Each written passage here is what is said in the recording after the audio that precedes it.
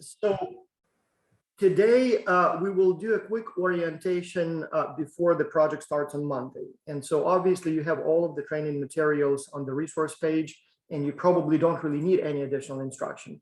But just in case, if you still haven't done your readiness test, or if you don't know what to expect, or if you would like to make the most out of this experience, and there are many, many ways that you can get much more out of it than just a grade in your course, we will talk about those things. And I invited my two trusted colleagues, friends, I don't even know, partners, administrators of the project, who are leading some branches of the Exculture project. And so together we will talk a little bit about what to expect, how Exculture works, and as I said, how to make the most out of it. And so here with me, I have Professor Leilani Baumenis, now of Linden University. She just recently moved to a new university.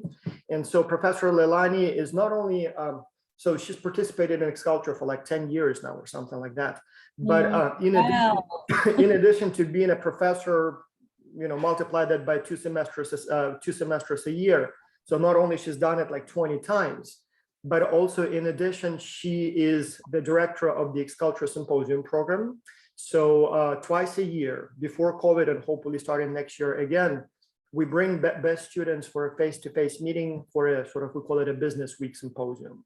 And so we've had quite a few of those in Italy, in Canada, in the United States, and then we have a smaller one in the fall, and also had those all around the place, included on a cruise ship a few years ago. And so Dr. Baumenis is the person who does all of the sort of organization, administration, management of those events. Basically everything related to managing those face-to-face meetings.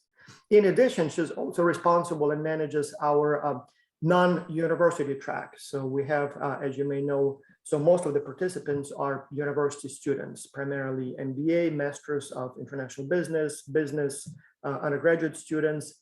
And so that's a big chunk. And so that's probably 90% of all participants. So about 4,000 or 5,000 students every semester. But in addition, we have a few hundred participants who are not students, and those include pre-college teens and non-student adult professionals. And so Leilani Baumenis is managing that track. So she has a team of people helping her. And so non-students sort of go through a separate track. They have separate teams, but they complete basically the same project. They get a little bit extra training beforehand. There is very strict selection, unlike the university students who are admitted as long as your professor tells us that you're good enough, and as long as you pass the readiness test. But non-students have to do 4 weeks of training and pass 4 tests. And then we also have Professor Karen Linden of the University of North Carolina at Greensboro. And so again, she's participated in Exculture for many, many years. And she's my neighbor at work. We are in the same building. And also she lives in Greensboro here, not too far. But also she is managing the Exculture coaching program. Again, a very interesting offshoot of Exculture. So we had students who loved Exculture so much that they participated again and again and again and again. And then one student, 100 FICA, he participated like 4 times in a row, I remember. And at some point we thought, well, it makes no sense. I mean, yes, if you love it, you can do it again, but maybe we can use you in a more intelligent way. And so we invited several of those students, I think it was like 7 the first time, to be the coaches, to share their experience with the next generation of Exculture students. And that worked well. And then so we sort of built a whole coaching program around it.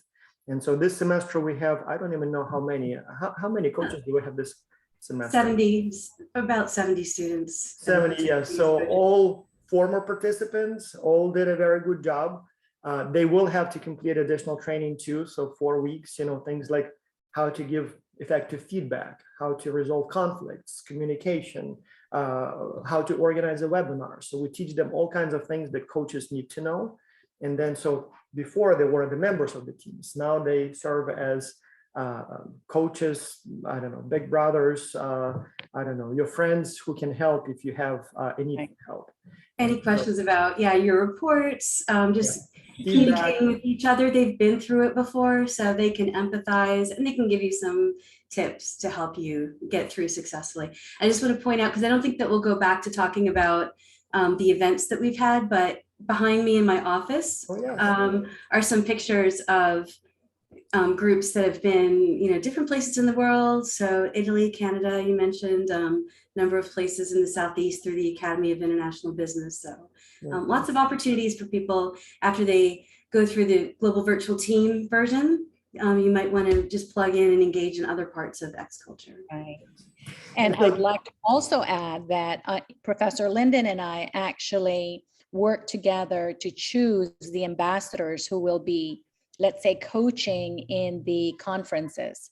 So should you complete the university track, go into the coaching program, you could actually apply to be one of 25 ambassadors to coach the on-ground version of Exculture. During the conference, you actually get to lead like a fairly large group of people, and you get to travel with us as a part of our team. Yeah, the only catch that you have to come to the event early. Like in Canada, ambassadors arrived like a week early, but they had a lot of fun. I mean, I was still in the United States, and I was seeing the pictures from Canada. I'm like, I need to go there now. So it seems like all the fun has started. So right. Well, we have to prep.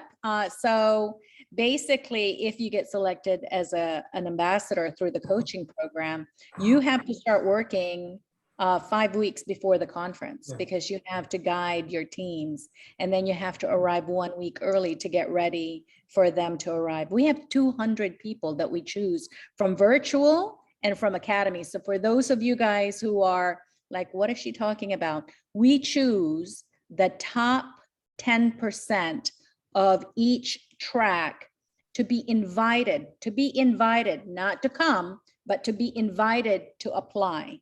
And of the people who apply, we choose the 200 people who surface to the top.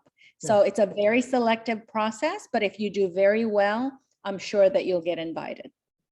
But yeah, let's not get ahead of ourselves. So first, what starts on Monday? So let's talk a little bit about what Exculture is. So Dr. Taras, did you introduce yourself? You talked about us, but you didn't talk about yourself. I'm the guy who will be annoying you each week with those emails. Did you complete a progress survey, or is everything okay?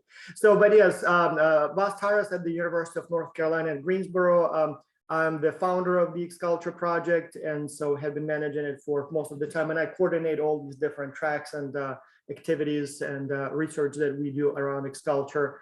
And so I'm usually the guy that, as I said, sort of sometimes annoys you, but also then maybe, the one that, I don't know, when everything goes fine, then maybe you would send me a note saying, oh, that was a good experience. So, but in any case, so let's talk a little bit about what's going to happen next week and what you still need to do by that time if you haven't done so. So briefly about Exculture, just as a historic overview, so you know where we come from and what we're trying to do here.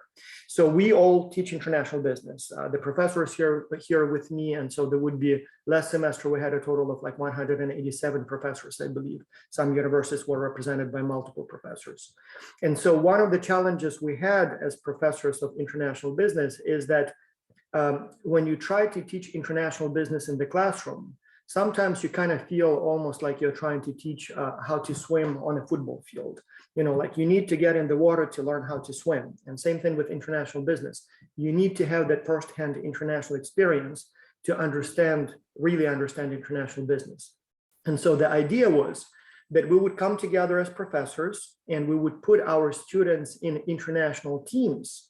And so we will give you something to do, some project, so that you together with people from different countries would work across the time zone differences, cultural differences, institutional differences, different work styles, communicating online, so that when I tell you in the classroom that doing business with Ukrainians is different than doing business with Americans, you actually have that experience. You actually tried to work with people from different cultures and you can relate to it. And so the very first time we did it in 2010, we had 7 countries, 7 professors, 7 different universities. But then more and more professors started coming each year. And last semester, we had something like 6,000 students, 160 or 70 universities from something like 45 countries by the location of the university. But I think it was like 76 countries by the location of the students. So some students were taking classes internationally, overseas. So we had pretty much all 6 continents represented, all major island groups, all major countries. And so what we do is we place the students in global virtual teams, usually about 6 students per team, each one from a different location. So sometimes there may be 2 students from the United States, but maybe one from New York and one from Los Angeles or something like that. But pretty much everybody is in a different location. And so by doing so, we sort of put you in this international environment where you have to figure out how to work with people from different countries, cultures, time zones, institutional environments, and so on and so forth. Now, the first time we did it, the task was basically write a business plan for a new company, whatever you want to do. But then I think it was 2013, one of our professors was doing some work with Mercedes-Benz, and they thought it would be a good idea to maybe give some task to our students to come up with some creative ideas. I believe the challenge was some marketing, come up with interesting marketing slogans and some marketing ideas. And so it worked very well. In fact, we had the very first, or one of the very first symposia hosted by Mercedes-Benz at a big factory they have in Turkey, where they have a full cycle, they make in their trucks and buses. And so we saw how they make literally those trucks and buses from a sheet of metal, like literally rolls of metal, all the way to essentially you put the key in the ignition and you start the machine. And so it worked very well. And so ever since, we would invite several companies to be our partners. The companies present real life challenges where they need help. And so you kind of, as students, you get 2 things. One, you get that international experience, but also you essentially work as business consultants or interns for those client companies. And so on your resume, you can say that not only did I complete a project with people from literally 5, 6 different continents, but I had a real client, a real company with a real challenge, and I spent it with my team a semester trying to develop a solution. And so this was the task. This is what we did. Here is a copy of our challenge, report. And so we did a good job. So we completed the project. And so we tried to invite some bigger companies, but also some smaller companies. So we already mentioned Alibaba. It's a big, gigantic company, obviously. Mercedes-Benz, Louis Vuitton, the Home Depot. So like big companies. But we are also trying, and in fact, I like those much more, to invite some smaller companies, like medium-sized or maybe even small ones. And so the logic is that those are the companies that really need your help. So they do well in one market, they have the capacity and the desire to expand into new countries, but they don't have the sort of the resources to scout the planet for the best opportunities. They don't have the resources to do research on those markets, to come up with many ideas, for marketing, for HR, for logistics for those countries. And so that's where you come in very handy. So they're so interested in your input that we've had companies that literally, started implementing some of those ideas in the middle of the semester. We had companies that literally changed their names or completely pivoted based on the input that you provided. And every semester we have a few companies that actually offer jobs to our students. I already mentioned a couple of students who got jobs in China. We have, like, for example, for CR Consulting, there was one company that would hire like 5, 6 people every semester. It was a cool company. They do research in war zones. And so they need smart people who are not afraid to go and do some research, like in places like South Sudan, for example. So, and they really needed people who are sort of seeking that adventure, but also have, the proper training to conduct economic analysis and evaluation right there on the ground.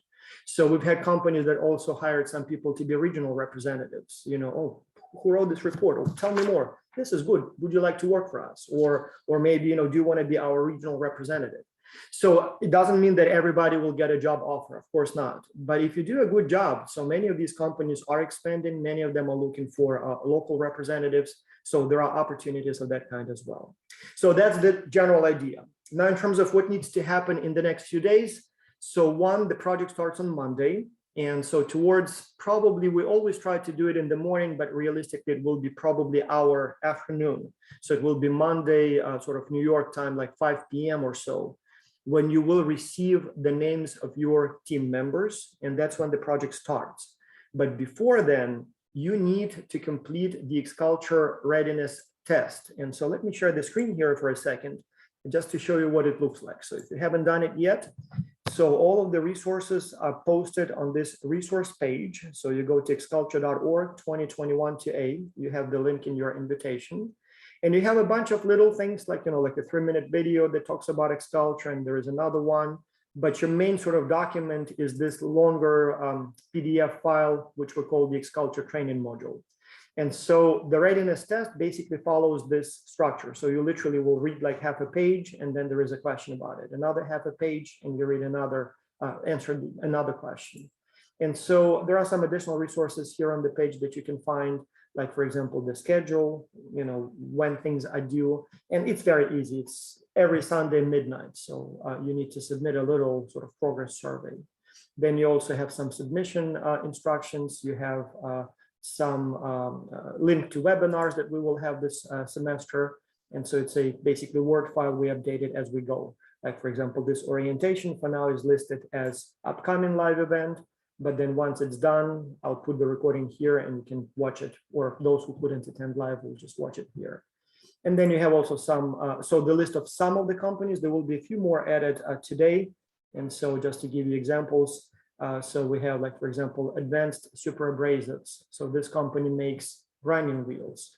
Then we have CapSource Education. So this company specializes in experiential education. It's an American company. We have Jetpack. So these guys make bags. It's a Colombian company, makes bags and luggage.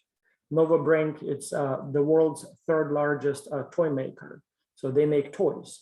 Radico makes some hair treatment products, and so on and so on. And so this one's an interesting one. Wheelstair, they make attachments for wheelchairs that allow the wheelchair to go basically on any terrain, including up and down the stairs. So a very interesting company here.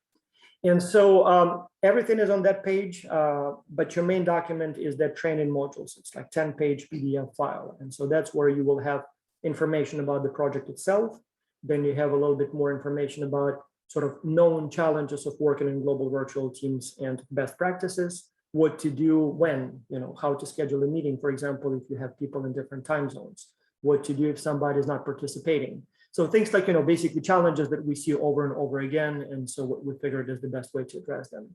And then the third section, a little bit of information on online collaboration tools.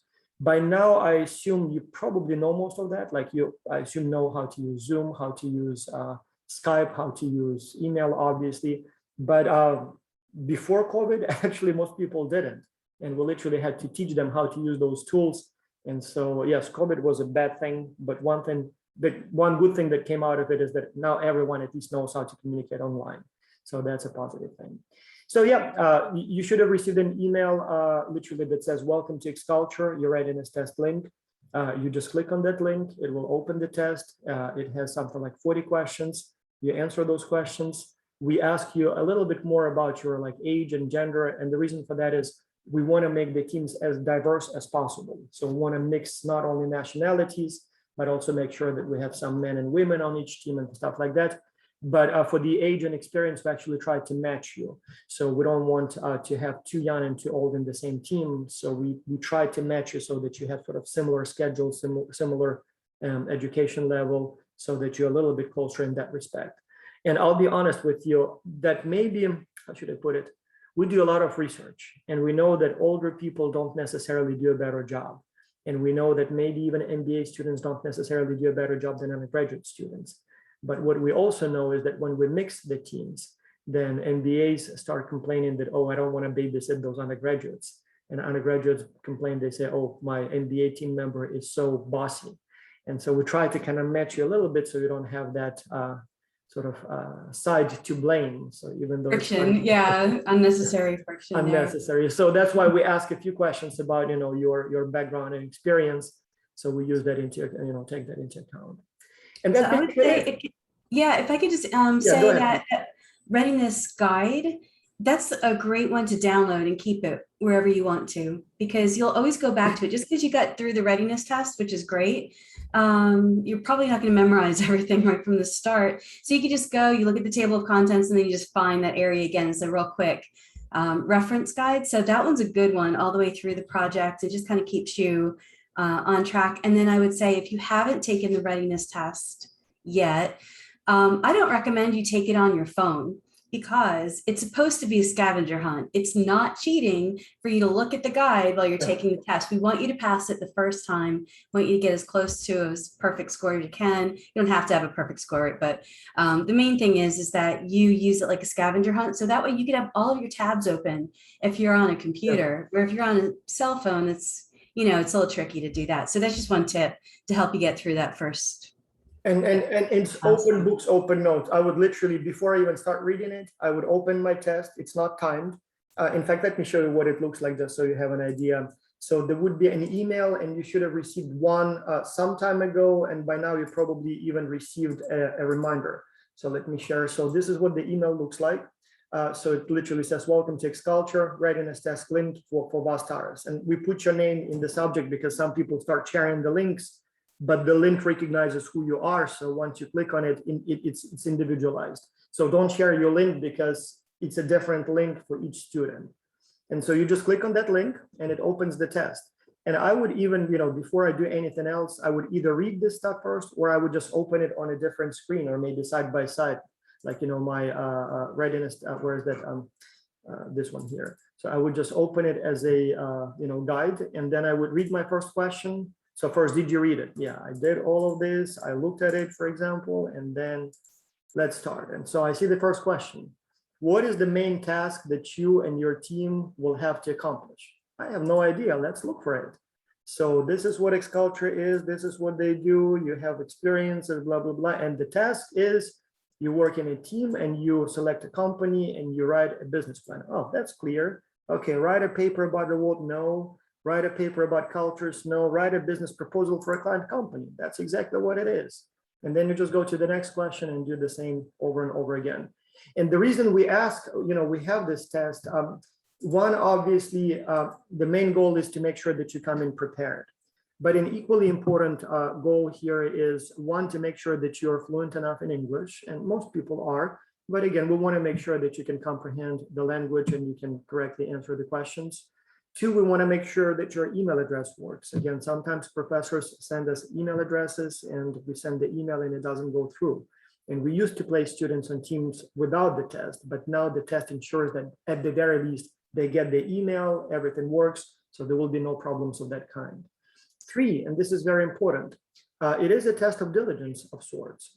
We've done a lot of research trying to predict who does, why some students do better than others in Exculture. And what we noticed is that it's not even the percentage of questions you answer correctly that predicts your future performance, but it's the percentage of questions you attempt. So the test is fairly long. It's not too long, but it's not a 2-minute test. It's a lengthy test.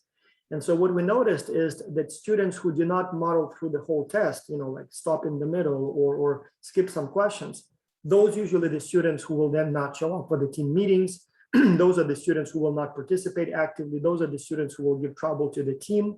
And those will be the students that we will get complaints about and then maybe even exclude from the project if they don't do well. And so that readiness test is, in a sense, a test of your interest and commitment and ability to invest the time. Most students pass it no problem, but there are some who try and don't. And those are the students you don't want to have on your team, right? So you don't want to have slackers in your team. You don't want to have students on the team who cannot find half an hour to complete a test. Probably they will not find that half an hour for your team meeting. So for us, it's sort of a comprehensive selection tool. And so we want to make sure that everybody who's placed on teams is worthy and will do a good job. Yeah. So now everything else is very simple. So every week there will be a deadline, not usually, always end of the week. There will be a short survey that will ask you about your progress. So we will ask you to basically tell us how things are going. Have you started working on the project? Are there any conflicts in the team? We will ask you to do peer evaluations, again, so that we know if somebody is not participating, so that we can either assign a coach to the case and see if we can help you, or maybe there is, some student is lost or doesn't know what to do, again, so we can help you.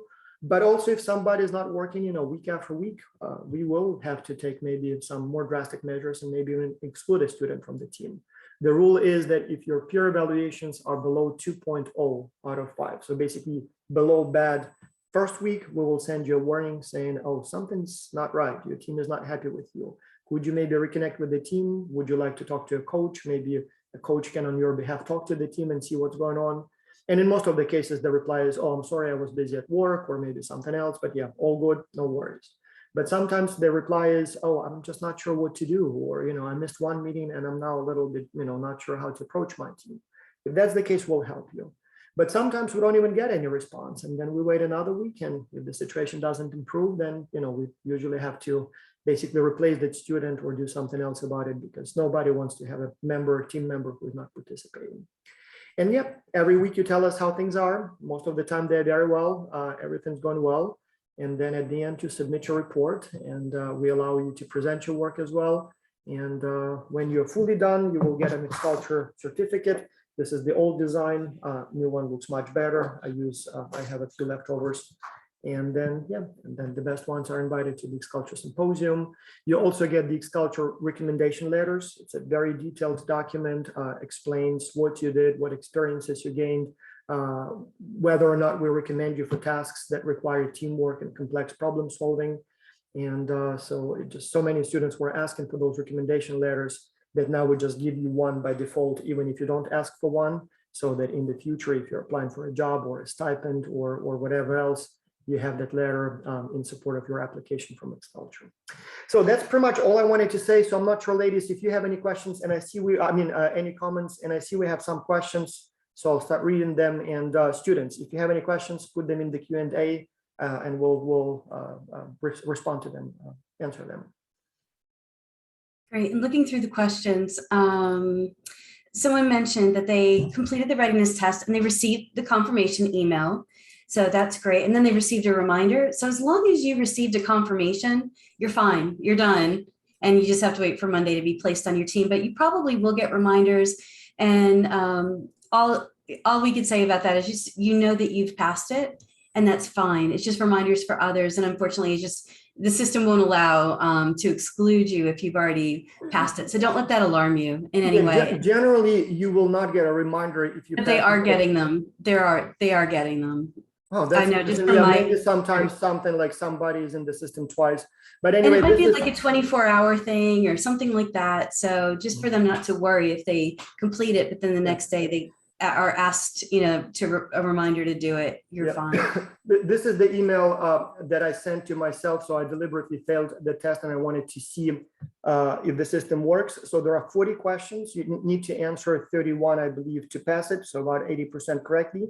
And so you will receive both this message on the screen when you are done with the test. So once you fail or pass the test, right there, you will have the result. It will say immediately, congratulations, you passed, or sorry, you failed. And in both cases, it will also send you an email, and it will say that if you passed, in fact, this is the email that says that I passed the test. So I took the test and I knew the answers, and I got 39 out of 40. So I missed one question, embarrassingly. But yes, here it says, congratulations, you have successfully passed the test. Basically now just wait until the project starts. And so we do not provide answer by answer sort of review. So there is no easy way for us to tell which specific question you missed, but it tells you that you passed. And as of that time, on average, people would get 33 out of 40 correctly. So that's, enough. And you just have to have peace with that. Because I know that even the first time I took it, I think I missed a question. Yeah. And I asked, I was like, well, which one did I get wrong? It's like, oh, we can't even go into the system and figure that out right now. You just have to know you got most of it right. You know where to find things. That's good. And this is the email that the system sent to me when I failed the test. And so that time I got only 16 correctly. And so here it says, you can retake the test by clicking on this link.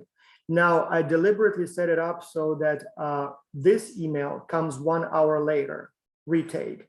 And the reason we do it is because we had some students who would take the test like over and over again, apparently with a random response, just hoping that eventually they'll get the answers correctly. Like we had one student, I remember years ago when we didn't have this delay, somebody took it like 64 times. And on the one hand, I suppose it means something if the person like took it 64 times. But in reality, I think what happened, the person would just open the link, randomly click, and then, 30 seconds done. Oh, didn't work. Again, until one time, just by chance, the person got the necessary number of questions. But yeah, so once you click on the link, so it seems like I already completed it on the second try, but it will show you the same test. It will even remember your answers. And so you can then just change the ones that you, think you got wrong, and then submit again. And again, if you pass, you'll get that immediate confirmation. If you fail, you'll have the results immediately on the screen, but it will be an hour before you get a new link so you can take it again. So presumably you'll spend that hour preparing for the test, or you can just do it a little bit later. Yep. Leilani, your microphone. Okay, so I want to answer this one question from Abhi, and he says, may I know the benefits of the Exculture project? So as a faculty member, for us, we've been able to observe the evolution that students take through this experience. In the beginning, Dr. Taras talked about how we're teaching you international business actively, that you're engaging using real business challenges and working with real people in other countries, right?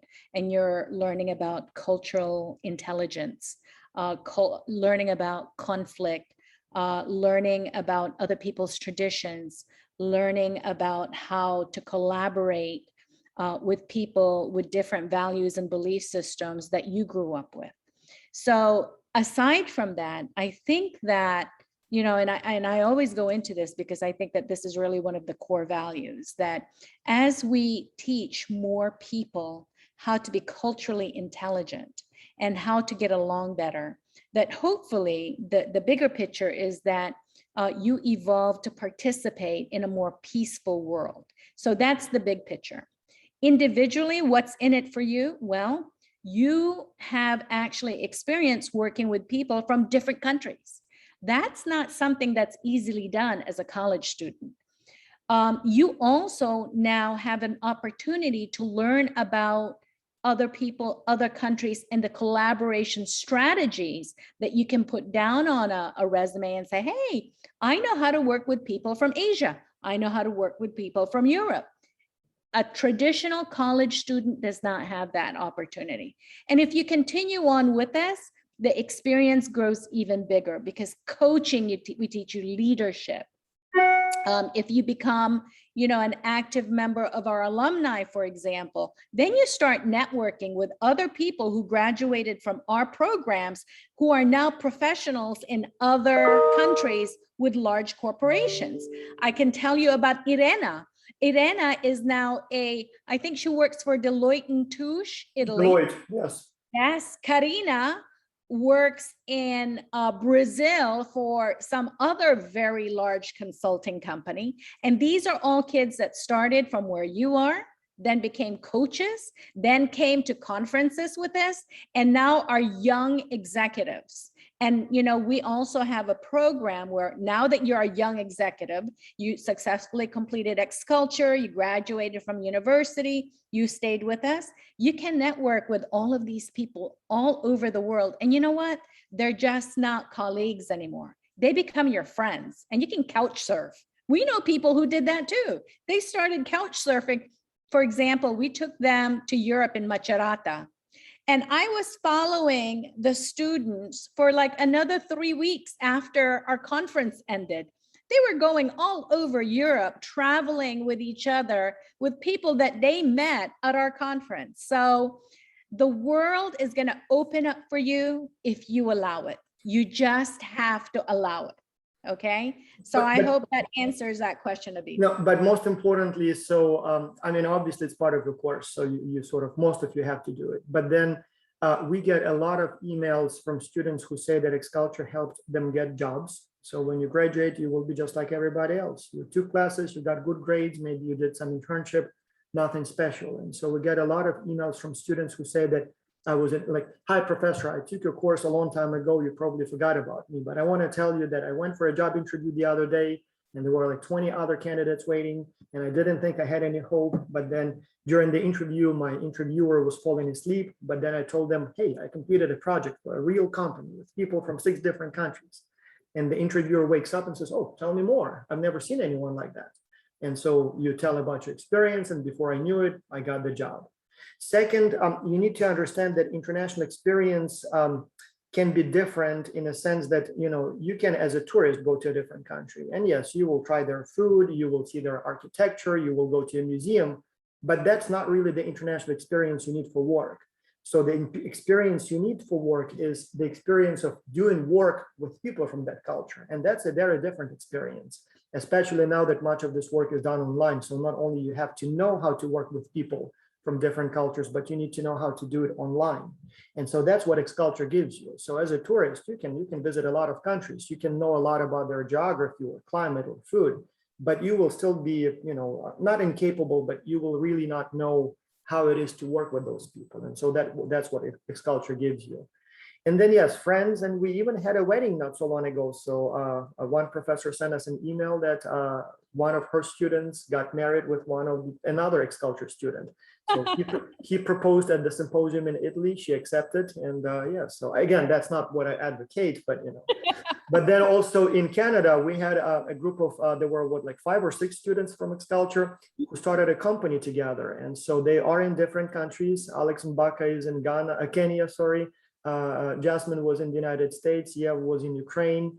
And so they needed to meet for a business meeting because they had a company. And so they were looking for a place where everybody could go. And they thought, hey, let's go to the Exculture Symposium and have a business meeting there. Let's crash Exculture. Yeah, but yeah, we invited them to actually speak to the students, tell about the business.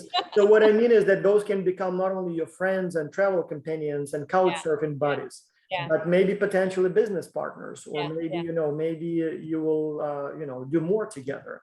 And so that's another. But then again, there is absolutely nothing wrong if you just want to kind of quickly get it done, get your grade and just forget about it. That's perfectly acceptable, and nothing wrong with that. Some professors have case studies, other professors have simulations, some professors have Exculture. So just like a simulation, just much more fun, and you get a certificate and a recommendation letter in the end. I have one more story. Do you remember Raina? So Raina came to the first global symposium, which was in Miami at Johnson & Wales University.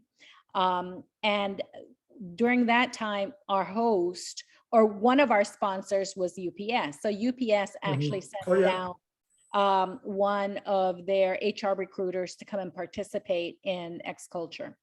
So the following year, we have our conference in Macerata, Italy. And that week, it was just announced that Reina had completed the interview process, the orientation process, and was then now hired full on as a part of the UPS leadership team, right? So she was going to go to headquarters. And that was like amazing, because that was all through Exculture and through our networking. So, I mean, you guys, it's so much more than just this project, but if this project is all you're really in for, that's great too, but it is what you make it. It is what you make it. Yeah, somebody is asking, could you tell us what the chances are of getting a job?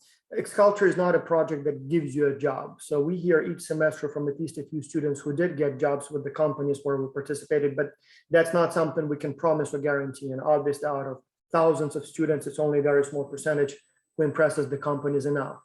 Where it will really help you is when you're applying for a job. So not through Exculture, but a job. I always tell this story about 2 men walking in a Canadian forest, and accidentally they stumble upon a bear, wake the bear up, and the bear is angry and it started chasing them. And the 2 men are running away from the bear. And then one of them says, hey, wait a second, why are we running? The bear is much faster than we are. I mean, there is no way we can outrun a bear. The bear will catch us. And the other man says, well, I don't have to be faster than the bear. I just have to be faster than you. And so the point here is that, yes, maybe we will not make you, super experts in international business, or we will not, make you a guru of international business. But you will have something that others don't have. You will have that little edge, that's something that will make you a little bit more attractive to your prospective employer than all the other, million people applying for the same job. And so when you will be applying for a job, like whatever job you will be applying, actually you will have something that will, impress the employers. And that's where I think it will be quite useful. So I literally, I'm not kidding you, I got literally hundreds of emails over the years from students who said that because they did have that international experience, they were able to get a job, whatever job they applied for. So that's what I would count on. I can verify that. Even last semester, we had great stories, right in UNCG, where it's nice to hear the stories when it comes through. But yep, someone's sitting in a job interview and they're talking about, well, I had teammates from Colombia and Egypt, and and they tell the story. And we had this company that was located in a different region of the world, and we also placed a new product in, again, another region of the world. So it's not just an American company for American students or European companies for European students, but you get to think in the headspace and try to navigate together through all those challenges. I'll just add to your bear story because I've added to it before. I think that maybe also a nice little ending to that story is that you also are together when you're doing this, and so you can help each other up the tree, and maybe everyone escapes the bear or does something. Yeah, maybe, yeah. Although a tree is not a very good escape from a bear. No, probably not. But that's why I'm in international business and not in. Yeah, so it's probably a horrible story, story. but it illustrates that, yes, you may not become #1 in the world, but you will probably be a little bit better than your competition, sort of people of your experience with a similar diploma and things like that. Yes. If I could share my screen real quick, I'll show the coaching Yes. team so they can see. You should be able to share your screen. Great. Yeah. Let's try here. Oh, I'm disabled from Yeah, and screen so share. you're not able to share the screen? Hmm. That's interesting. Let's try one more time. It might have to. Oh, yeah. So you should be able to share it now. Yeah, I apologize. I didn't Got know. it. Okay, good. So I know this looks a little small right here, but I just wanted to point out the team. So if anybody does put in a coaching ticket, it's because Ezekiel Hong from Singapore Management University put together this amazing no-cost Google Form system. So when you click a link, it will go into this repository where coaches from around the world will receive it, and then they'll get back to you within about 48 hours, maybe sooner. It just depends, again, on the time zones, which you'll learn very quickly how to navigate that. But we have Carlos, and he's in California. And then Rafael, he's in Brazil. Anne is in Germany. Drew is in India. Allison's here in Greensboro. And April is Canada, Annette, Kenya, and Leticia's Brazil. So this is students that have been a part of Exculture for a long time. Some are undergrads, some are masters, some are PhD students, and some are just business professionals out in the world. Like Carlos is not in school at this particular time, and they help lead the coaching program. And so you have these senior coaches that you can see on the side, just their names. And within those senior coaches, there are coaches that have joined the team. So you've got a small group of dedicated people that volunteer their time. They are not paid representatives on the other end, but they've gone through the training, they've been through your experience, and they're happy to help. And sometimes they can help you, and sometimes they can just be an ear to listen and empathize and say, yep, been there before, here's a strategy to try. But whatever challenges you come through, and maybe that could be the speech that you also close out with, Vas, is that this experience just prepares you for all the experiences that you will have collaborating with others, even if you are going to stay local and you're just going to work locally, you're going to meet the same challenges when you're doing teamwork. And so what a perfect opportunity right now to experience it. So it won't be a perfect opportunity. You'll probably have bumps in the road, but it's going to prepare you for what happens to come. As I always say, if you finish the project with enemies on 6 continents, it's still okay. So the cost of a mistake is very low at this stage. You are trying. So even if you fail, next time you do it, you know what to expect, you know what to do. And by the way, we do a lot of research trying to figure out if Exculture makes a difference. And so we know that your cultural intelligence goes up from before to after. So there will be a few tests throughout the project where we will measure your cultural intelligence, your emotional intelligence. We're trying to both see why some students do better than others, but also making sure that you are learning. And so those things do improve from before to after and compared to the control group. But also students who participate the second time. So we have always quite a few who participate the second time, either because they now moved to a different university and also have to take Exculture in a different course, or on their own initiative, or whatever the circumstances. So when students do the second time Exculture, they're much more likely to be the team leaders. They tend to communicate much more, and the teams write much better reports, which tells us that, yes, they must have learned something the first time if they show much better performance the second time. So it definitely helps. One thing I should also say is that Exculture is not a business. So you are not paying anything to us as students. Some of the universities do sponsor us, but again, it's a very small, it's $250 for the whole class, regardless of how many students you have. So it's a very, very nominal amount. And even then it's optional. So not every university is paying.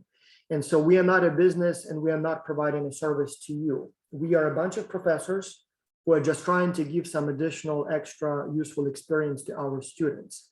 And so our philosophy is a little bit different from sort of service providers. We see you as essentially as partners, as our students. And so we're trying to provide, as good an experience as possible for you. But yeah, so we are not a for-profit company. Our website maybe doesn't look very fancy. Some of our correspondence perhaps looks a little primitive, but we are all about that experience. So we're not trying to sell anything to you. We are just trying to put you in a situation where you work with people from different cultures and have a good experience at it. Now, importantly, some teams will have an excellent experience. In fact, most of the teams have an excellent experience. Everything goes fine. Everybody loves everybody. Everybody's working hard. Everybody comes up with good ideas. And I'm kind of happy for those students, but also at the same time, a little bit sorry because, you know, it happens sometimes that you're lucky to have a perfect team, but it will not happen every time. And so I think the students who learn most are the students who have a little, you know, bumps along the road. Maybe somebody on the team, you know, is in a time zone that is hard. Like, for example, we have New Zealand this semester. And so they are like 16 hours ahead of New York. And so I kind of wish you had one of those students so that it's really difficult to schedule a meeting so that you struggle with that, but you really learn how to do it well. Maybe I kind of hope you will have a student perhaps who will not be very active. Maybe somebody will kind of disappear from time to time. It's kind of bad, but it happens all the time. And so you will be frustrated at times. You will kind of struggle with that, but then you will figure out what to do about it. And so again, when you do a similar project, maybe as part of your job next year or whenever you graduate, you will know that you should expect maybe somebody will not be very active, or somebody maybe will be a little too bossy, or maybe somebody will be too shy and will not speak up. And so you know what to expect, you know how to deal with that. And so these challenges now, while frustrating and maybe, you know, sometimes annoying, they will actually prepare you for being, you know, to be a more effective team member in the future. And so every time a student comes to me and complains about something, that's when I shouldn't say that my heart is, you know, rejoicing, but that's where I'm like, okay, now this one is learning. Yes, I kind of feel sorry for you. Yes, I'll help you a little bit here and there, but yeah, that's the real experience.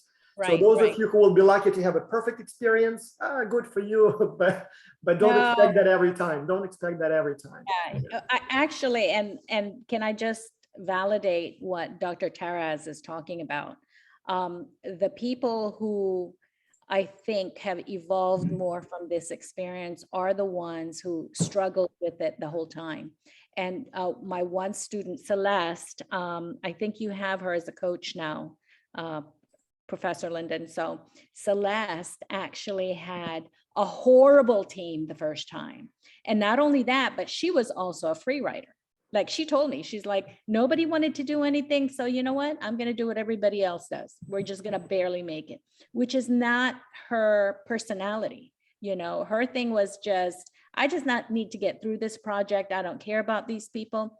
And then towards the end, when she started to recognize the value of it, even though we told her, right? When she started to really feel like emotionally like connected to her project, she started to do well. But she missed the whole first 4 weeks of it as being a free writer. So she actually did it a second time. And the second time she became one of the leaders, and her experience was amplified like exponentially. Then she became a coach. So I believe she was a coach spring term, and I believe she's still a coach today. And like now she drank the Kool-Aid, you know, she's now a part of our Exculture family. So really think about, okay, this is an obstacle that I'm going through. Embrace the obstacle, you know, recognize that it is an obstacle. And then also think about, okay, now how do I treat this to where I learn something from it and then it's beneficial to everybody? Yeah. So just, you know, again, just be in the moment of those challenges and figure out how to, you know, figure out the workaround, because that's life. Life is all about ups and downs and challenges and learning how to manage them. There is one question about pandemic from Anonymous at ND, and also Manthan, you raised your hand and you said you have multiple questions, so I thought I would add you directly here so you can ask them live. But there is a question about pandemic and how it makes everything more difficult.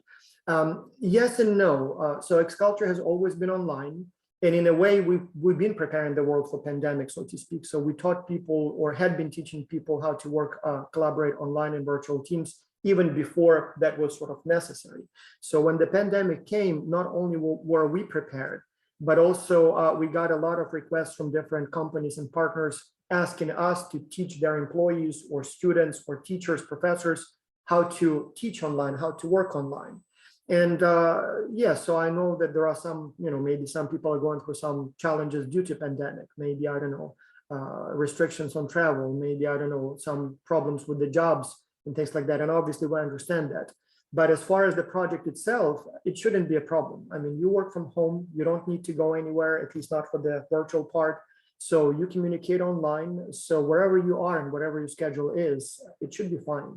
In fact, if anything, Exculture is a sort of a nice opportunity for professors to spice up their classes during this online teaching. So Exculture does provide this opportunity for at least some in-person contact when the professors have to use, online teaching. And just to remember back to 2019, that spring, when in the United States, that's really when we had the big wave. And I was very nervous how this would work. And I feel like with all the feedback at the end of the project, I was really worried that people would just drop the project, drop the class. And there seemed to be this gratitude and a realization of, oh, this actually does matter, because I will be asked, or I've been asked to work from home, or now it opens up other opportunities for me. So it became less of a burden of, oh no, this big complicated project of, oh, this one actually counts towards something that really is going to be applicable to what I'm doing this whole year. And now here we are, 2021, and we know that work from home and just being flexible with different arrangements helps. And this does prepare you for it. You get hands-on experience. I don't think we stress that enough, because I remember when we went online, fully online in 2020, February, March 2020, that all of my students who had gone through Exculture, they were so flexible and could transition into virtual so quickly. Whereas the students that I taught in the management program that did not go through Exculture, they struggled with it. They had to acclimate to what is this new environment that I have to coexist in. And what you guys are learning as Exculture participants and as virtual students, all of that stuff goes away. All of those obstacles goes away right from the beginning. So that in itself is a talent that I think that you can claim, right? Manthan, so I'm not sure if you still have the questions, but if you do, just unmute your microphone and go ahead, ask them. So hello everyone. Hello. This is Manthan from India, and my room is a mess right now, so I can't turn on the video. So I'm sorry for that. That's why many of us use virtual backgrounds, to hide the mess. Yeah, go ahead. So my first question is, like there are multiple participants. So will the questions be same for everyone? I think you answered it, but I want to just confirm it again. On the readiness test? Yes. Yes, it's the same test for everyone. There are a few sort of exceptions. So the questions are shown in random order. So you may see the same questions, but they may be out of place. And part of the test is also the test of English. Again, most students have no problem at all. But for the English test, the system randomly selects, I believe, 10 questions out of 100, a pool of 100. So that one will be sort of different for everyone. But otherwise, yes, it's the same questions for everyone. And so there is, as Professor Linden or Baumanis said, that you can open your basically training module and just literally go page by page, question by question. So we want you to use the test not only to show to us that you know the answers, but also it's like a review guide. So sort of, even if you read it and understood it, now let's review the most important things. Okay, thank you for that. I hope you're not asking that for, for some malicious purposes, like where you may not record the answers and then share with your team. I suppose it's possible, not at all. Yeah. Yes. So again, question for you. You are the founder of Exculture, right? Well, yes, but also Exculture, as I said, it's not a business. It's a bunch of professors who came together, and even though I sort of do most of the coordination, but it is a group of professors, probably, I don't know, at least 15, 20 professors who are very heavily involved in the project. So you already met some of them here, but also we have like Alex Aswad, who is managing mainly sort of the business side of it. Justin Kramer is doing, so from Canada, he's doing primarily the research side and research hackathons. Then we have, for example, Professor Tim Muth from Florida, who is managing sort of difficult situations, like if there is like a very bad conflict in the team. Doesn't happen often, but sometimes when you have something like that. So he would be the one who will be assigned to sort of investigate. So we have a bunch of professors responsible for some of these things. So it's not really a a case where you have like a company or you have a CEO. It's really, a group of professors, everyone helping in every possible way. And then the deal with the professors, by the way, including your professor, is that everybody helps a little bit. Yes, maybe 10, 20 professors invest a lot of time, but then the others also help at least a little bit here and there. So they will help us evaluate your work. They will help us maybe when we organize webinars. They will show, participate as guest speakers. So they will, some of them will talk maybe about plagiarism, about SWOT analysis and things like that. So all professors, in a sense, are partners, like in a partnership. And so there is really no like single center that manages everything, even though I do some of the logistics management. So that was not my question. My question was, I'm so sorry. So my question was, what inspired you to, inspired you for Exculture, right? How it was formed and what was the reason behind it? Now, again, I wish I could give you a nice answer, about some big, great ideas and changing the world. But in reality, it was just responding to demand. As I said, I started teaching international business here at the University of North Carolina in Greensboro. I would be standing in front of my classroom and I would be saying that, doing business with people from India is different than doing business with people from Ukraine. And my students look at me, and it's not that they don't believe me. It's just they don't fully understand what I mean. As I said, as if I'm trying to tell to them that, water is wet. Unless you touch it, you wouldn't really understand that. And so I thought, okay, well, let's find a few other professors and do it so that the students have that experience. And that's what we did. And then with the coaching program, as I said, we had some students who participated again and again and wanted to participate more. And we sort of had no choice but said, well, maybe let's offer something extra to them. And so we offered, created that coaching program. With the symposium, same thing. Like nobody had a big, great idea, oh, let's bring students for a face-to-face meeting. What happened was that we as professors, as researchers, we go to the Academy of International Business Conference every year where we present our research. And so the students started saying, can I come with you? So some students wrote really interesting reports and they wanted to present their work. Some students wrote papers about their experience. This is what happened. This is what I learned. These are some of the things that I would like to share with the world. And so we started bringing more and more students to the Academy of International Business. And at some point, the Academy said, this is great, let's create a separate track. And so we created a separate track and we had, a bunch of students come into the conference. But at some point, there were so many of those students that they said, oh, you know what, maybe we should cap it at about like 50, because if you bring all of your students, we will turn a scientific conference in a student gathering. And so we're like, okay, yeah, that's true. So what are we going to do? And then Professor Baumanis here comes and says, hey, let's maybe organize a separate event. Let's do one right before the conference just for students only. And then maybe let's do it as a whole separate event. And so the first time we did it, it was in Miami at her university. And so that went very well. And we thought, oh, let's do it again. And so we did another one in Italy. And then, oh, let's do it again. We did another one in Canada. So in many cases, most of the things we do, yes, we know that students learn a lot. We know that students make friends. We know that students start businesses. We know that you become more capable as an individual, as a manager, as a politician, perhaps even. So hopefully it will make the world a better place. But at the same time, in many cases, it's not like some big strategic vision. It just, we respond to your requests. Yeah. And you tell us we need this, and we're like, okay, well, maybe let's build that, program for that. Yeah. So, and that's, if you build it, they will come, right? There's that philosophy that when we recognize that there's a need, we build a platform for it. And then we just put out a call to, would you like to come to this? And it's been pretty successful. And I think it all goes back to the root of it, right? That the virtual experience is so good and so well done that You know, you want to see what the potential is for the on ground. And that's just an extension of what really you guys are all going to have the opportunity to learn in this virtual experience. You know, what I do or what Professor Linden does, that just kind of supports what Dr. Taraz created. He's so humble, but he won't ever say this, but he is the founding president of Exculture, right? He's the one who incorporated it. He's the one who hired, you know, the legal people to help develop it. He's the one who built the databases, the Qualtrics.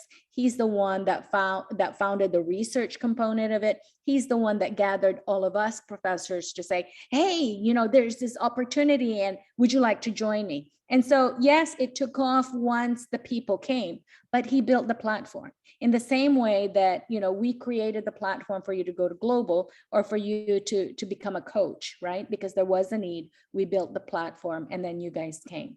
So again, do really, really well in virtual. And it really is an experience of a lifetime. It is what you make it. If you make this as a, you know, a very, you know, blasé experience, that's what you're going to get.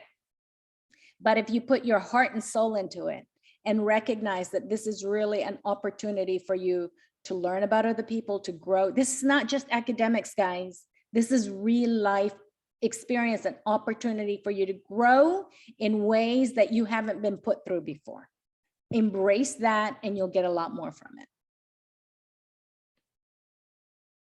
You're muted, Dr. Voss. Yeah, there is a very good technical question about selecting the company. So all of your companies will be listed here. And as I said, we will add a couple more today. So for each of them, you will see a PDF file with the detailed instructions. Like I'll just open one just as an example. So for each of these companies, you will see a few pages of the company description, like a little bit about the history of the company. In this case, you can see the team, and then you can see some of the, you know, photos of what they do and stuff like that. And then you have the actual list of questions that they would like you to work on. So usually there are like a few pages, but then this particular company will want you to do some industry and competition analysis, identify new promising markets, then develop a marketing strategy for that market that you recommend. And then they have some business development questions like, you know, what's the best entry mode for that country? You know, are there any companies that we can work with and things like that. They also ask about, you know, the best pricing strategy. How should we basically, how much we should charge for our product, or maybe should it be some sort of like a financing or subscription model or something like that. Now, you will see the list of the companies here, and your team can choose any company you want. Moreover, you can change the company if you want at any time. Maybe you will start working on the advanced super abrasives, but then at some point you decide, oh, actually, I like Jetpack more. So you can change your company at any time. Usually, once you as a team chose the company, you start working on that. I guess you don't want to change your challenge in the middle of the semester because you have to start over, but it's completely up to your team. Now, the challenge is that what if you like, for example, I don't know, Jetpack, and somebody likes Nova Brink on your team? So what do you do in that case? We tried to match students based on their interest in the companies, but the problem is at the time when we form teams, most students don't know which one they want to work on. And many students change their opinion. And so and then you have this kind of strange situation where 4 people on the team want A and then 2 people want B. So therefore we form teams randomly. We just make sure that you come from different countries and that you have roughly the same experience and level of studies. But other than that, you as a team will have to negotiate and decide together which of the challenges you will be working on. And that's sort of part of that reality experience where you would have to do the negotiating. To be honest, I wouldn't fight too much about it. I mean, most of the challenges are basically the same. Here is the company, we do a product, you know, make a product, we do well in our 1 market or 2 markets, or maybe we're already operating in a few countries, but we want to expand into more. So conduct competition analysis, tell us how we are better or worse than our competition, tell us where we can sell our product, how can we ship it there, how can we advertise it there, how can we hire people there, you know, things like that. So therefore, it's more or less the same type of question for each company, just a different product, different industry. So I think you shouldn't really fight about that. If your team wants to do A and you really want to do B, I think it's not a big deal, you know, choose what the team wants. But yes, try to communicate your ideas. Maybe you have some brilliant solutions for that, one challenge, and you can convince your team to work on what you want to do. So we deliberately made it sort of part of the experience, you negotiating as a team and deciding together which of the challenges you want to work on. Importantly, on Monday, we will have not on Monday, this coming week, first week, we will have the webinars with the client companies. So as I said, you can see the list here. And you can watch the webinars, learn more about the company, meet the company founders. And so there will be again more added because we haven't scheduled a couple of them yet. And then maybe instead of trying to decide based on the product, maybe you can decide based on that webinar, which of the presenters you like most, which of the CEOs or founders looks most interesting. So you can wait until you're done because you have 2 weeks to select the company. You don't have to do it right away. And so you will meet the company and you will talk to them. Some of these companies participated before. So we have already the recordings from the last semester. You can even, watch it. We will have additional live webinars, obviously, but you can even watch some of these live webinars. Like, for example, I don't know, let's look at Noah Brink just as an example. So this was the webinar we did last year. So this is the company owner. So he's the son of the founder and now the CEO. And that's, by the way, as an example. So Levi here, he was the Exculture student. He participated in Exculture as a student. Now he works for this toy maker for this company. And so he thought the company would benefit from Exculture ideas. So he talks to his boss and says, hey, would you like to participate in Exculture? And the boss says, oh yeah, that sounds like a good idea. And so Levi here became our sort of like liaison. So he became our kind of link between us and the company. And they liked it so much that now they're participating, I think that's the 3rd time. So they found ideas useful, they found the input worth it, and so they're participating again. So you can choose any company you want as a team. And yes, it does mean that multiple teams, so Barbara, it does mean that multiple teams will choose multiple companies. There will be a total of about 1,000 teams and probably close to 10 clients. So it means that there will be about 100 teams per company. Some will be more popular, some will be less popular, but there will be at least 50 teams per company, and maybe for some, maybe up to 200. And no matter what client you pick, it can be a great solution. And if, let's say we have hundreds of teams, pick one client, they'll all have some differences with the solutions, and they all can be top reports. So there's not really one set answer. We're not looking for a particular solution. There's not something in a book that we say, okay, did you take that client to Beijing? That was the right answer. There are many, many right answers. So it's about your team creativity and just coming together as problem solvers. Mm-hmm. I would like to share with you one more sort of trick that most students for some reason don't know or miss. If you go to the Exculture website here and you go to winners, you can see not only which teams won each of the rounds of the Exculture competition going all the way back to 2010, but you can actually see the best reports, the full text reports from those teams. So if you go to, for example, 2021, basically last semester, you will see the list of the teams that won the competition, but also you will see the actual reports they wrote. And because many of the companies wanted to participate again, so these are some of the same companies, you will be able to literally download all of these reports here. And so there were, I think, a total of like 30 teams out of 1,000 that did so well that we basically named them the winners. Usually there would be like one team per company that is the winner, but sometimes it would be like 2 teams for some companies. They were so good. Everybody loved the idea so much. So, but yeah, you can just click here, open the file and see what they did. So in this case, what was the company? The Ski Big 3. So that's the Canadian joint venture of several ski resorts. And you can literally see what this winning report looked like. This company is not participating this semester. They participated a few times in a row and now they're taking a break. But you can see what a winning report looks like. And you can basically, try to study why they won or, what they did that, you would have liked. This is I think that's really important for everyone to look at that. It's not a secret, and it's great to look at other examples, especially if you want to begin with the end in mind, like what will this really look like at the end? It could look like one of those reports, and even if you don't know that client, even better, because you're looking at it with a fresh mind, and you're saying, okay, this is how they organize their ideas. Even if you look at a couple of executive summaries, it will give you a glimpse into what it could look like, and you'll realize they're not perfect reports, but they're really good reports. And hopefully that will just help get a little bit of lens on what it will look like in a few weeks. It also gives you an opportunity to say, oh, this is what they thought of, but we have a different spin to that, or we can one up that, or we can do something better, right? So just take a look at what other people have done and see what your team can come up with that might put you know, like a more sparkly spin to that idea. I have a student here, and I know that we've been kind of advertising that, you know, you can really get a job through Exculture.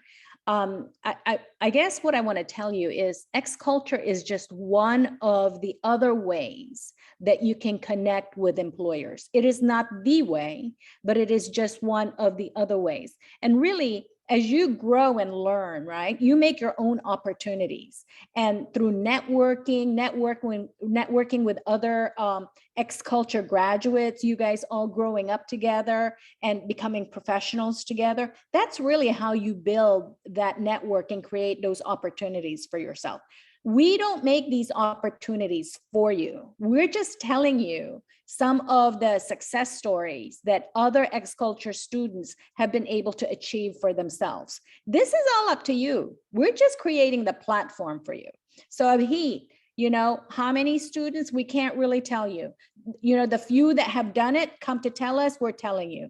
But there's probably a lot more than what we're telling you, because sometimes they don't come back to tell us. But what I'm telling you is that you create your opportunity through networking, through talking, through growing, through, you know, like just putting your feelers out there and creating those opportunities for yourself. All right, so I think we're pretty much so it's been about an hour. So if you have any other technical questions, you can ask them now. Manthan, you said you had some additional questions. Did I read that correctly? And if so, go ahead, please. I still have 3 or 4 questions, but let's do them quickly, blitz. And okay. So one question that I wanted to ask is like, this is my first time doing college online. Like I am attending the college online for the first time in my entire life. Okay, so it's I start at 9 and it ends by 5 in the evening, and after that I have to do some chores and it's around 10 at the night. So how it would be very much difficult to contact other guys, because it's my sleeping time and they are they just woke up. So how what do you like propose should I do, just to work it out? This is very easy, actually. So yes, I mean, obviously it takes time, and normally you would probably need to spend at least a couple of hours on Exculture a week, but some students spend much more. And in fact, some students spend much more. So they get really in the flow and they spend a lot of time on research, on talking to the teams.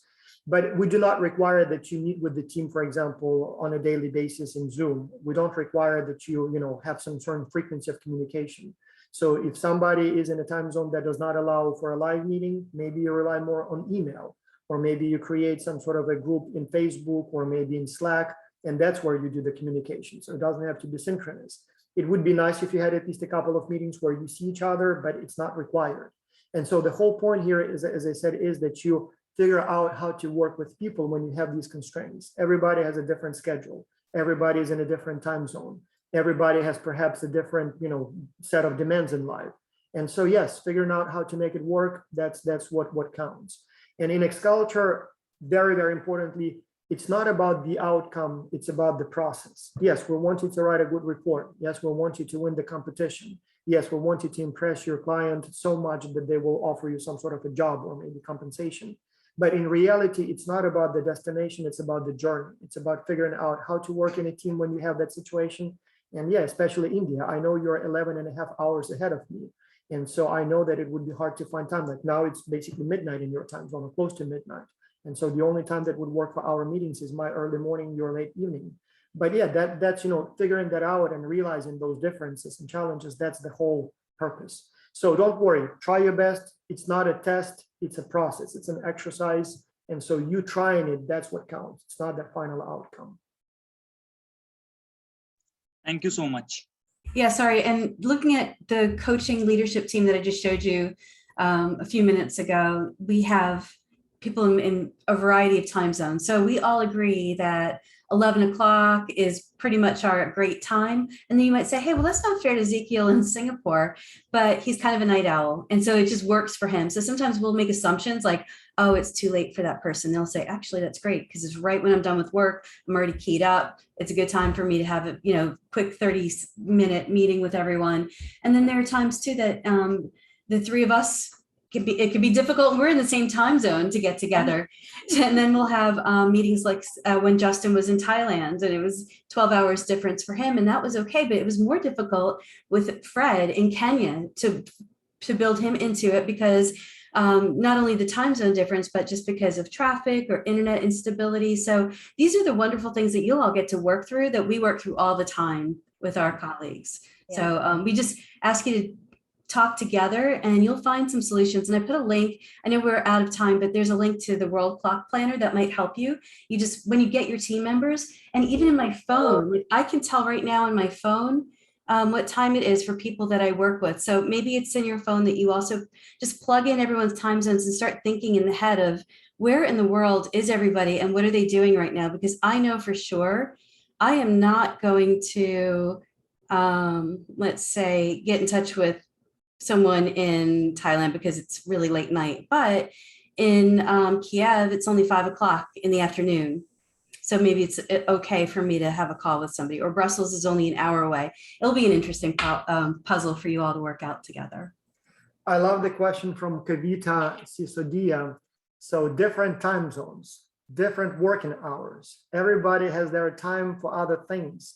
How are we supposed to cooperate with each other? Question mark. And I think in her mind, she probably also wanted to add a couple of exclamation marks.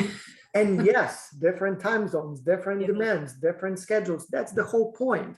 I'm a member of probably a dozen of global virtual teams for my research, for my business, for my work, for my teaching. And that's exactly what we deal with. These days when you work in a company, you probably will be a member of global virtual teams, and everybody will be in a different department at a different subsidiary in a different country. They will have different bosses. They will have different projects. And so your project that you will work together will be one of many, many things that they work on, not to mention family, not to mention maybe they take in some classes, maybe they have some hobby. That's the whole point. I mean, that's like that. That's life. That's basically, it's never different. If you think school is hard, wait until you have a job, as they say, right? And so the whole point here is that we want you to experience these challenges and try to figure out, how to solve them. Again, don't stress, Kavita. It's not like, you get fired if you don't perform well, or you get a failing grade for the class. We understand that. At least in my class, I tell my students, it's a process. As long as you try, even if you finish the project with, as I said, enemies on 6 continents, and your report is just so, you will still get a good grade because you went through the exercise. You tried, you figured out how to do it. And even though even if the outcome is not perfect, I'm still happy because you learned something. So don't think like you will be spending 20 hours a week doing this. No. You communicate sometimes by email. Maybe you try to have a face-to-face meeting. Maybe somebody from the team cannot attend. That's fine. That person maybe will watch the recording when he or she has the time. Maybe you will have some sort of, as I said, Slack group. Maybe you will, type some of the messages and people will read them when they have time and respond when they have time. Maybe you will create a Google Docs shared file where you will all be typing when you have time. So that's the whole point. And don't worry. There will be time in about 3 weeks. First week, it will be the honeymoon. Everybody is so happy. Oh, mom, you know what? I have team members from India, from Ukraine, from Germany, Brazil, and the United States. So cool. You have that, really exciting time when everything seems so nice. Then you try to schedule some of the meetings. Then you start deciding on the company. Then you start, talking about business. And then all of a sudden you have what we call the disillusionment phase. Oh, it turns out that guy from India is never available because he's in a strange time zone. And turns out that student from Saudi Arabia is so bossy and always thinks that, you should listen to me. And that guy from Ukraine thinks that he knows the best, or maybe so shy that he never speaks up. And then maybe the student from the United States is so busy with the studies that he or she says that, I don't have time for this project. I'll just do the bare minimum. Why did I get into this? I mean, it's not working. I mean, I should talk to my professor and maybe ask to do something else. Then by week 4, you figure out, and turns out that student from India is actually able to join the meetings from time to time. And that Ukrainian dude, he's not really shy. He just was a little, didn't know how to put it in plain words. but he's okay. And the American guy, even though he's so busy, but actually he's participating a lot. And so, and then in the end, when the whole thing is done, when you finally submit this damn report and you're like, okay, now I want to forget about that. You sit and think, actually, you know what? That was actually a good experience. I actually kind of like that guy from Ukraine. And that Indian guy, he actually came up with some smart ideas. And you know what? Maybe it was not so bad. Maybe I actually want to now join the coaching program. And yeah, it was hard for me, but now I know I can share my experience. And that's usually how it goes. And sometimes maybe even like 2 years later that, you know, you finally have a job and you have this like terrible project that you have to work on, and this, you know, employee from the Ukrainian office never participates, and the employee from the American office is always, you know, bossy, and you're like, wait a second, that's like Exculture. I actually knew that that would happen. And then you write an email to your professor or to me or to one of the, you know, people from the admin team, and you say, hey, professor, my name is Kavita. You probably don't remember me, so I didn't participate that much. But you know what? Now looking back, actually, that was a very good project. It prepared me for my job. I got this promotion. So I just wanted to say thank you. Yeah. And I get a lot of those. So that's usually how it goes, kind of, you know, excited, very, very disappointed, figure out how to work. And then like much later, like, actually, that was good. That was good. Much better than just reading a book chapter or maybe, you know, like doing some abstract case study. Actually, that was not bad. So yeah, usually that's how it goes. Anyway, so should we stop here? Manthan, do you have any more questions? Because we really need to go back to other things. No, sir, no. I'll ask them again sometime, you know. Yeah. It would take some time if I ask them. So yes, if you have questions, you can always send them to admin@exculture.org. And so, or to coaching if you need help. And so we will give you more information. We will support you. Don't expect too much in a sense, as I said, we're not a business. Like sometimes we get an email, oh, the coach was just yet another student. So I thought it would be like an experienced professor who will spend 2 hours a day with me. No, we help as much as we can, but you know, we have limited resources. But again, if you have questions, send them, we will address them. If you have problems, tell us, we will help you. If everything's going fine, also send us an email. We want to know about that as well. And yeah, so. Well, and actually, you know, the coaches are actually the right people for you to communicate with, because they've recently walked the challenges that you're experiencing right now. I do want to do a plug-in, Dr. Voss. Academy and the professionals and the teens version, we are hosting a lot of extracurricular activities, let's say. So we have a virtual tour. So for example, last year, we had a virtual tour of Ethiopia, which was amazing. Nepal, which was also amazing. And I believe, I want to say India. Yeah, India. And then we had cooking shows from India. Those are cool. Mexico. So it's not required, obviously, but so the cooking shows, what that is one of the students, just like you, volunteers to be the host and says, okay, I'll teach you how to make Ukrainian vareniki, for example. And the student sends you the sort of the list of ingredients in advance. And then those who want to participate, you buy the ingredients, and then on the day of the show, usually like on the Saturday, like weekend, that the host shows you how he or she cooks it, and then you try to do the same thing in your kitchen. And you know, we talk about the culture of that country, and we talk about these and this. And then obviously, you know, mine never looks so good as, you know, as good as the hosts, but you know, sometimes I try. So those are completely optional, but you know, optional, but the opportunity is there. So for example, when the student from Ethiopia actually showed us her country, oh my God, there were so many amazing things that, you know, we didn't even know existed, like that one building that they had carved out from the ground across. That was amazing. And Louisa from the Netherlands, you know, she talked about how her medieval city was basically converted to present day modern times, right? But then she would go around the city and show us like, this is the Gap today, but in the 1500s, it was the butchery. And let me tell you how we know. And then there's the building, and she would show us like the little emblems on top of the building. So really amazing experiences. Also this year, we're adding on the art show. So Ania is curating that. So if you want to share any of your art or all over the world, like we saw some amazing artwork from our students. And I believe Nicole is starting like a fitness club. So you can actually like I run didn't with. even know about that. This is so Yeah, cool. I didn't yeah. know about those last two things. Yeah, those are all starting this semester. We piloted the art class last year. So that's fully on. And then the fitness program is actually going to be initiated now. We're actually using Discord to connect everybody so that they can track, each other's activities, and they can talk about sports and, what other things they're doing all over the world. So if you're interested in any of those, connect with, let's send them to Raphael. And if you're interested in any of those activities, we actually have a sign up where you can sign up for if you want to participate, or if you want to do a show or a tour, or want to, be in the sports club. Yeah. So Raphael, We'll send the announcements, but again, those are all optional. So the main program is communicate with your team and write the report. That's all you have to do to get a great grade, to get the recommendations and everything. It just, students come up with all these crazy ideas, and how can we say no to a cooking show, or now apparently the gym?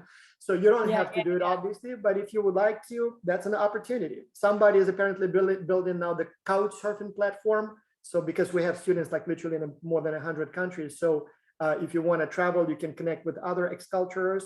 But again, that's, student initiative.